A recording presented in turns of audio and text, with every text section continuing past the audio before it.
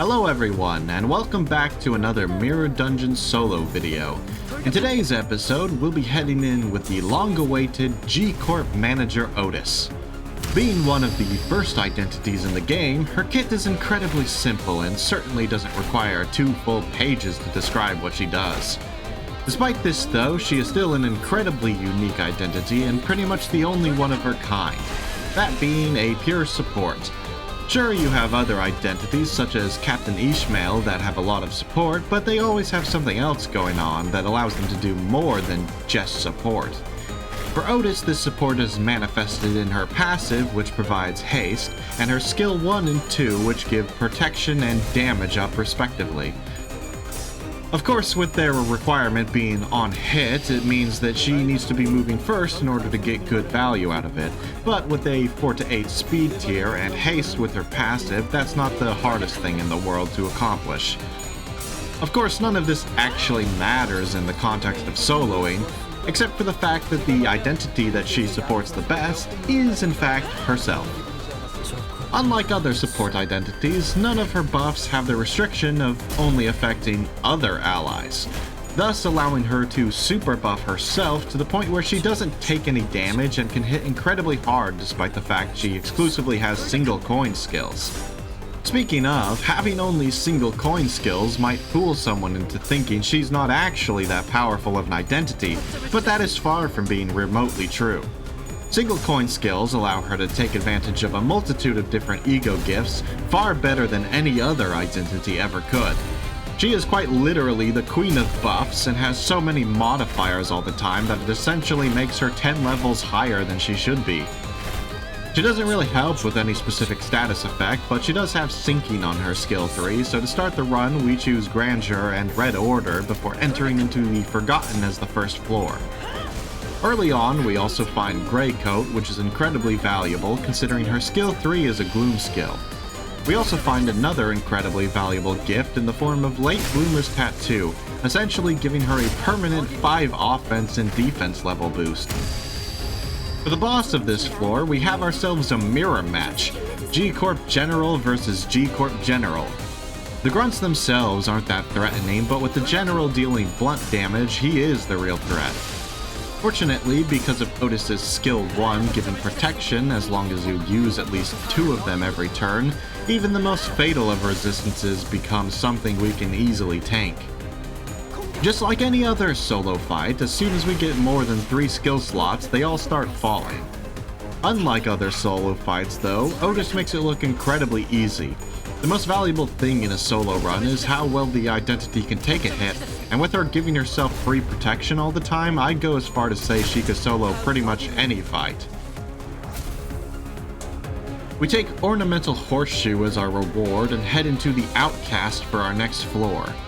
Here we purchase Imposed Weight, Cigarette Holder, Child Within a Flask, and Bloody Gadget. We also find Grimy Iron Stake, which would normally be worthless except that we activate it with every attack. Immediately afterwards, we get into an elite encounter rematching us against the G-Corp General. This time though, it's back during the Smoke War and thus a lot more dangerous. Really though, the only reason this fight is any different is because the grunts are no longer a complete pushover. With them dealing lust damage instead of gluttony, and with that being one of Outis' weaknesses, they can consistently stagger us on the first turn if we aren't a little lucky. We can barely avoid being staggered through strategic use of at least 2 skill 1s every turn and skill 3s to heal a little thanks to Grey Coat. Despite this though, we can't avoid it forever and always end up getting staggered eventually. While it is certainly possible, I eventually gave up and decided screw it, I'm not doing this egoless. Outis' Sun Shower is a very useful ego, both because G-Corp fuels it perfectly, and thanks to being AoE means we get even more healing with Grey Coat, allowing us to stave off stagger for as long as we use it. AoE attacks are even greater in human fights because they're always gaining skill slots at the same rate as you, which means you're always taking the same amount of damage every turn unless you either stagger an enemy or kill them, which AoE lets you accomplish faster than normal.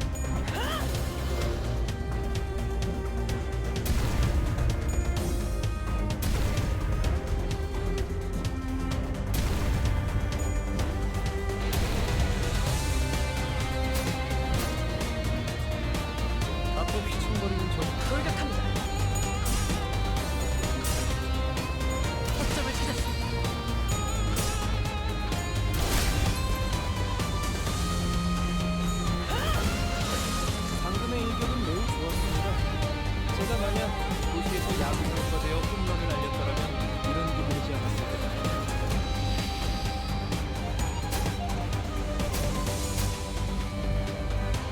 조금씩 나아가고 조언이 있는 필요하십니까? 돌격합니다. 다음은 어디입니까?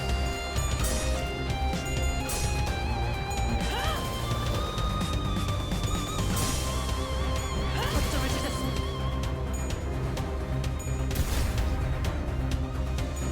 다음은 어디입니까? 적의 숨이 끊겼습니다. 동랑님이 보고 계셨다면 좋았을 텐데 평소에 제게 싸움을 어떤 적도 없을 거라고 놀리셨죠. 다음은 어디입니까?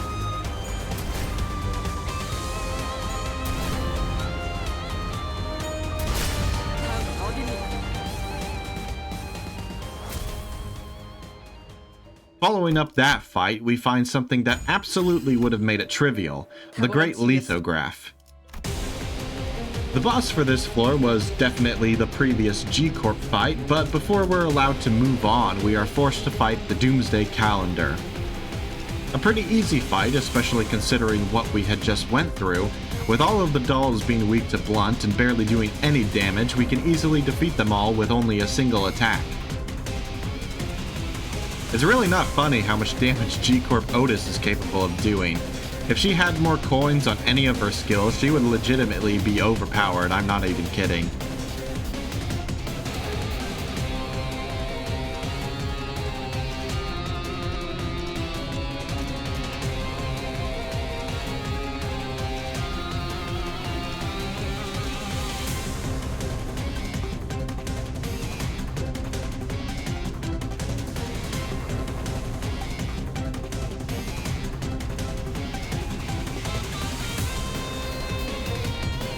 We take the Melted Spring for our reward and receive Distant Star as a bonus before heading into To Be Pierced for our next floor.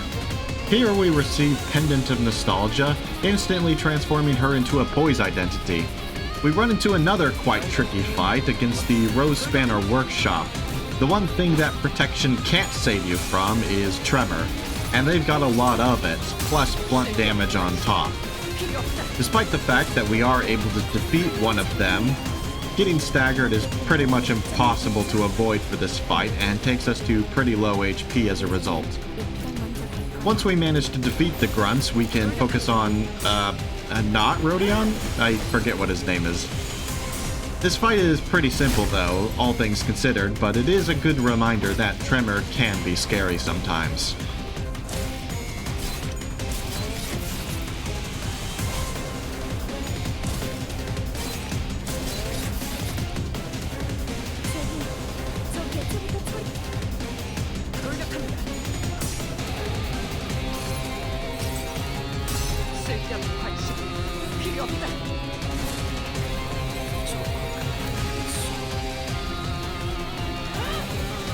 방금의 이력은 매우 좋았습니다. 제가 만약 도시에서 야구 선수가 되어 홈런을 날렸더라면 이런 기분이지 않았을 것입니다. 그래서 하루를 안정되게 자라나고 있잖아.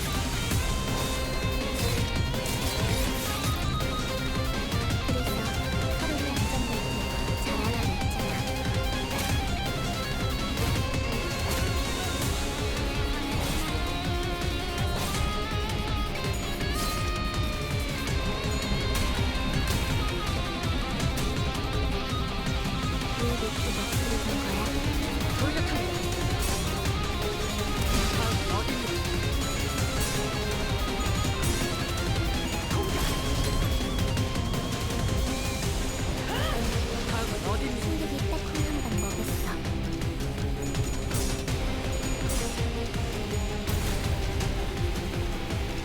거점을 찾았습니다. 적의 숨이 끊겼습니다. 돌격합니다. 평소에 제게 싸움은 어떤 적도 없을 거라고 놀리셨죠. 다음은 어디입니까? We pick up Devil's Share right before entering into the boss against the Fairy Gentleman. Just like the previous fight, Tremor is not something to be trifled with, and if we're not careful could spell our doom. Fortunately, his main gimmick is incredibly easy for us to take advantage of, and with Outis's high clash power, it's not that difficult of a fight. You're doing something wrong if you don't have 5 morale constantly when soloing this fight. 동랑님 지시로 응원용 파일을 돌격합니다.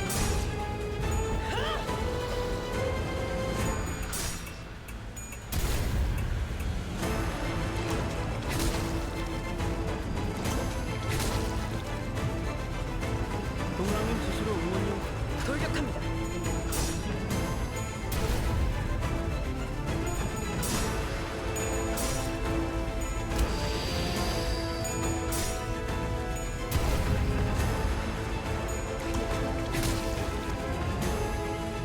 동랑님 지시로 응원용 파일을 돌격합니다.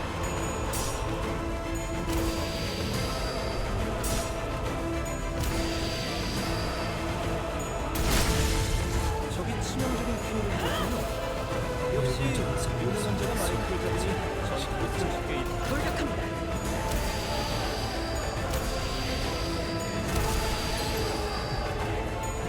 목적을 찾았습니다. 적들의 부위가 파괴되었습니다. 치킨으로 말하자면 똥달겨서 닭다리 하나가 뜯어내진 꼴이랄까요? 볼품 없어졌고 돌격합니다.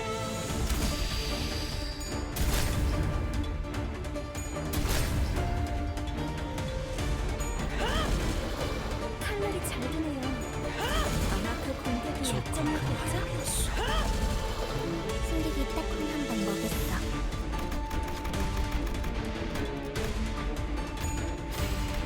탁월한 지휘였습니다.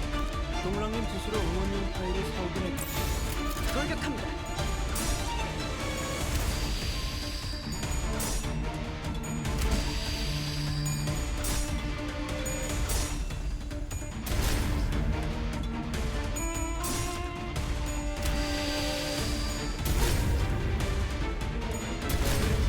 꼭 해보겠습니다.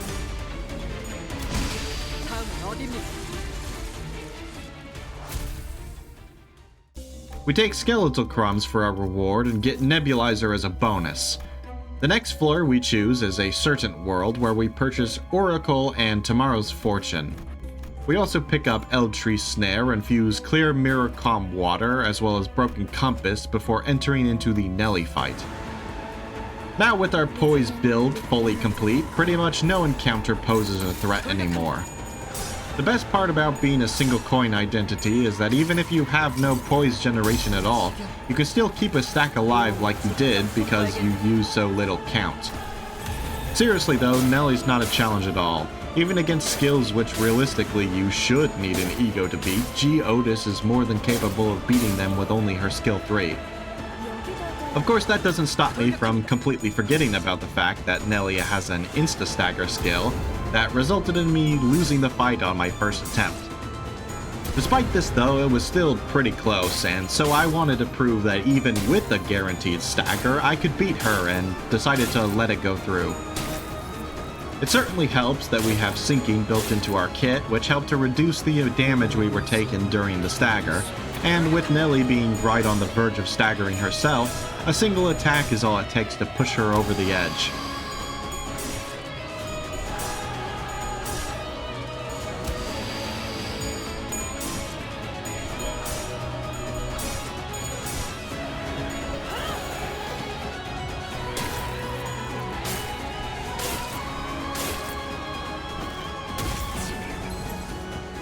늦으면 내키랑 먼저 갈 거야.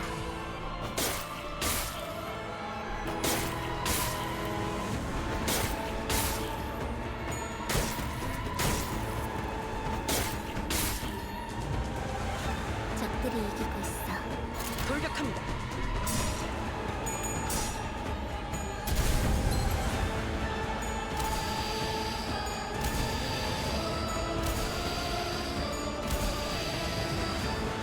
앞에 휘청거리는지 있겠어. 돌격합니다.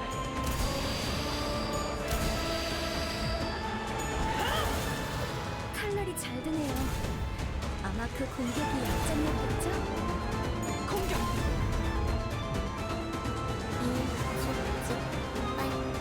돌격합니다.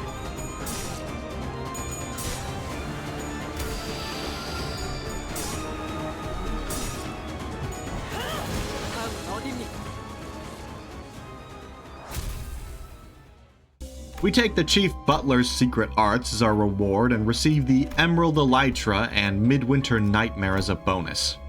For the final floor, we enter the Evil Defining and purchase Rags and Thorny Path. We also find Headless Portrait and purchase Special Contract as well as the Prosthetic Leg before heading in to face the Pequod Trio. 걱정 마시오. Going into this, I was actually kind of a little scared of this fight. Not because I thought they actually had enough damage to kill me, but because I knew they had bleed and I thought that it was an actual significant amount. Unfortunately, or fortunately, depending on how you look at it, they don't actually have a lot of bleed. They only have around 2 skills that actually inflict bleed among the 3 of them, so as long as you're clashing with at least one of those skills, the bleed stack never really gets out of control. The strategy for this fight, if you're not trying to speedrun it, is always the same. If you have enough damage, focus down Ahab, otherwise make sure to stagger Starbuck by the time Ahab does her assist attack. As long as you aren't Pierce Fatal, this fight's not that bad. The bleed was the scariest thing, and it's really easy to deal with. 뭔가 기분이 좋아 보이는 것 같아.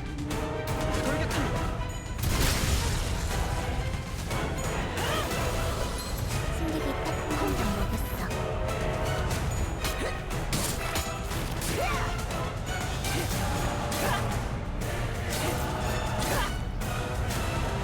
적의 숨이 끊겼습니다. 돌격합니다.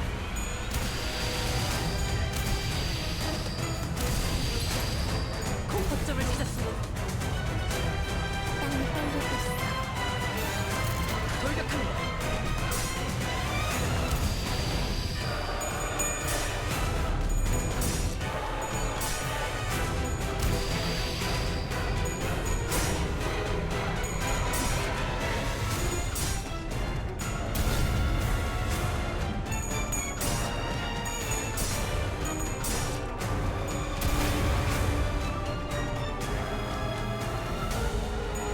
거점을 찾았습니다. 앞에 휘청거리는 돌격합니다.